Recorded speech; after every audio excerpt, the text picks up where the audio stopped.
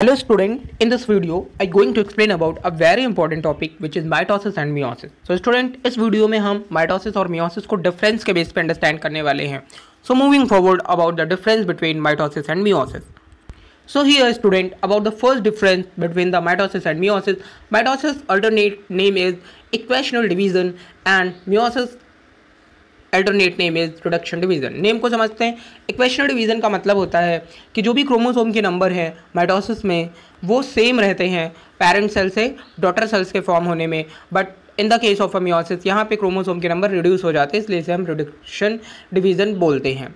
Discovery की बात करें तो वॉल्टर फ्लेमिंग ने सबसे पहले नेम एंड प्रोसेस को डिफाइन किया था माइटोसिस की, एंड ऑस्कर हर्टविग ने सबसे पहले डिफाइन किया था मियोसिस की प्रोसेस को. और अगर नेम की बात करें कॉइन करने की तो सबसे पहले साइंटिस्ट फॉर्मर एंड मूरे ने मियोसिस नेम दिया था. टाइप्स ऑफ सेल इन्वॉल्व की बात करें तो सोमैटिक सेल में प्रोसेस होती है माइटोसिस की, और मियोसिस की process only sex cell and germ cells में होती है.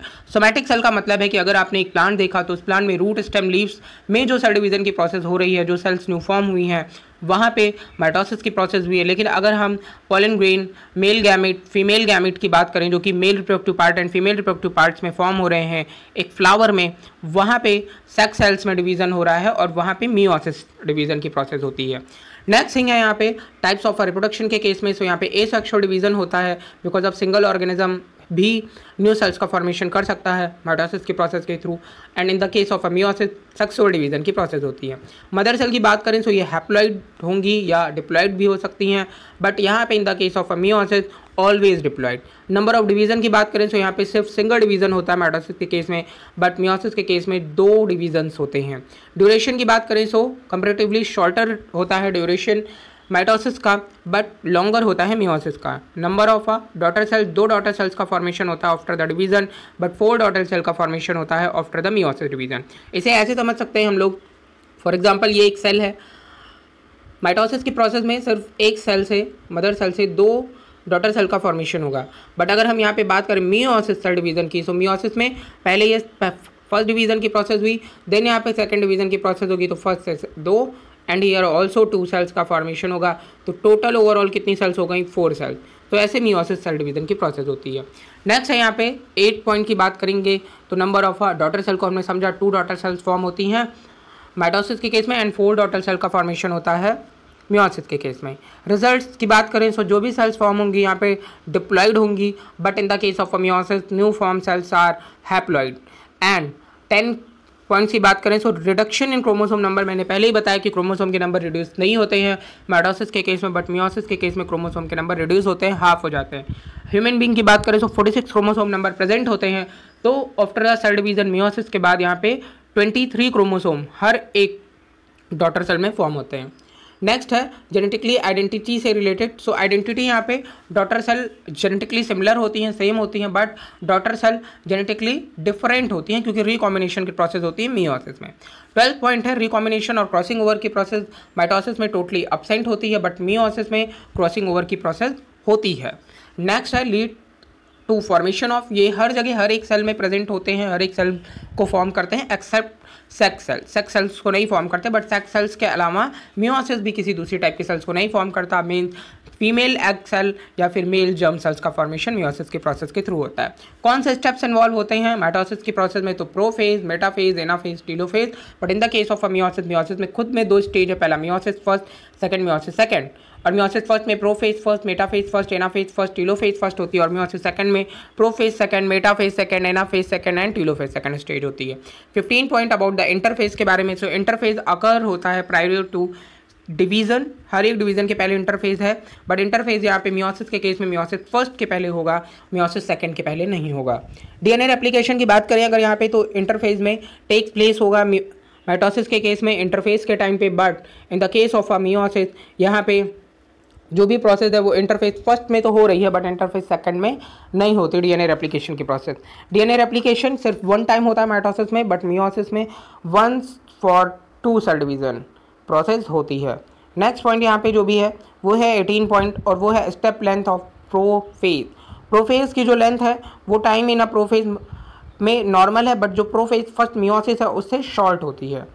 और यहाँ पे कोई भी सब स्टेज नहीं प्रेजेंट होती, but in the case of a meiosis यहाँ पे प्रोफेज फर्स्ट स्टेज लार्ज होती है और इनमें भी 5 स्टेजेस प्रेजेंट होती हैं प्रोफेज फर्स्ट में, और वो है leptotene, zygotene, pachytene, diplotene and diakinesis. Overall 5 sub stages present होती हैं मियोसिस फर्स्ट के प्रोफेज फर्स्ट में।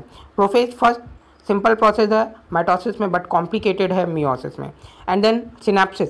सिनेप्सिस का मतलब होता है ऐड होना, टुगेदर होना क्रोमोसोम का। तो यहाँ पे कोई भी सिनेप्सिस की प्रोसेस नहीं होती है माइटोसिस के केस में, बट मियोसिस के केस में सिनेप्सिस की प्रोसेस होती है। होमोलॉगस क्रोमोसोम फॉर्म होते हैं at the stage of prophase. Next है टेट्राड का फॉर्मेशन होता है मियोसिस में, बट माइटोसिस के केसेस में नहीं होता। सो यहाँ पे आप जानते हैं कि जो भी टेट्राड के स्ट्रक्चर फॉर्म होते हैं, मतलब इनका होता है कि 4 क्रोमेटिड फॉर्म होना, 2 सेट्स ऑफ सिस्टर क्रोमेटिड का फॉर्म होना and lined up closely together इस फॉर्म। सो ये प्रोसेस होती है मियोसिस में, बट माइटोसिस में एब्सेंट होती है। सेंट्रोमियर की बात करें तो each centromere consist of a 2 chromatid united by a centromere, but यहाँ पे बात करें अगर मियोसिस में तो 2 होमोलॉगस क्रोमोसोम फॉर्म बाइवेलेंट और tetrad. Each bivalent has 4 chromatid and 2 centromere. तो ये स्ट्रक्चर यहाँ पे फॉर्म होते हैं। मेटाफेज की बात करें तो यहाँ पे जो भी सिस्टर क्रोमेटिड हैं वो मेटाफेज प्लेट का फॉर्मेशन करती हैं, और यहाँ पे जो भी होमोलॉगस क्रोमोसोम है वो मेटाफेज प्लेट का फॉर्मेशन करते हैं मेटाफेज फर्स्ट स्टेज में।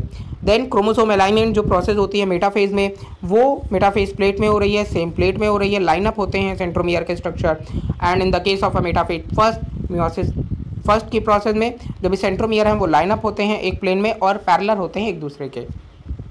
कियाजमेटा का फॉर्मेशन माइटोसिस में नहीं होता है। क्रॉसिंग ओवर के टाइम पे कियाजमेटा फॉर्म होता है जो कि एब्सेंट है माइटोसिस में बट प्रेजेंट है मियोसिस में, और ये prophase first and metaphase first की प्रोसेस में ऑब्जर्व किए जा सकते हैं।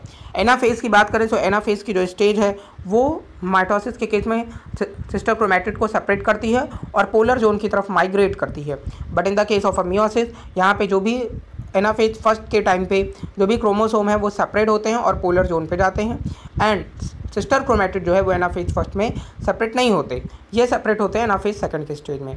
सेंट्रोमियर जो भी स्प्लिट होता है वो एनाफेज में स्प्लिट होता है, और यहाँ पे सेंट्रोमियर एनाफेज फर्स्ट में नहीं बल्कि एनाफेज सेकंड में स्प्लिट होता है। नेक्स्ट है स्पिंडल फाइबर, डिसअपेयर हो जाते हैं टोटली टीलोफेज में, टीलोफेज स्टेज में, बट यहाँ पे मियोसिस के केस में डिसअपेयर नहीं होते हैं टीलोफेज फर्स्ट के स्टेज में।